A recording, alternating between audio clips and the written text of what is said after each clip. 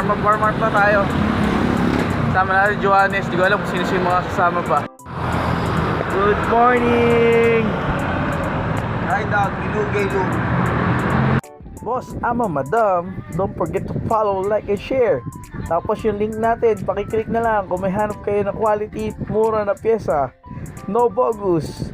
Diyan lang po sa link na yan. See ya! Tara, samahan nyo kami mag-ride. Punta tayo ng Morong, Baras, saka Pinugay Loop.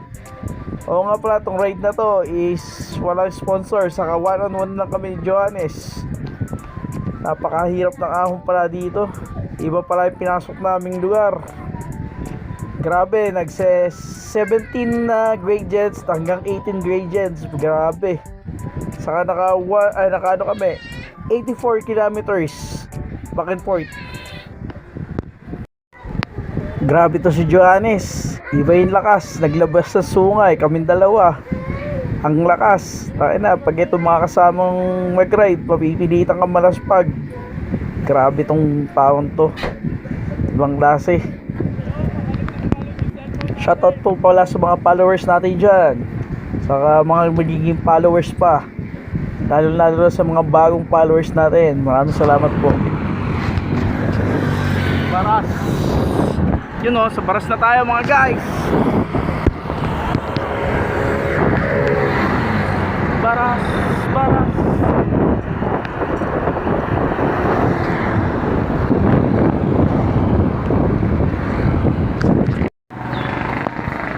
Coco Burger guys. Grabe guys, puro palusog. Putang ina. Ano tapos ng lusog? Baka mahabang ahon to sabi nga ni Naro ko, mabawi ako sa pababa at patag na daan. Naro ko, tangina mo. Nandito tayo sa Burot, Rizal. Punta tayo Palo Alto. Ano ba to? Baros pala. Nagsa 17 yung gradient dito, grabe. Patagilid. Putang ina. Ginagawa ko to sa sarili ko. Dito sa kaliwa, no? Dito. Pahinga muna tayo. Puta, sobrang chill nito, nakakabulag sa hirap.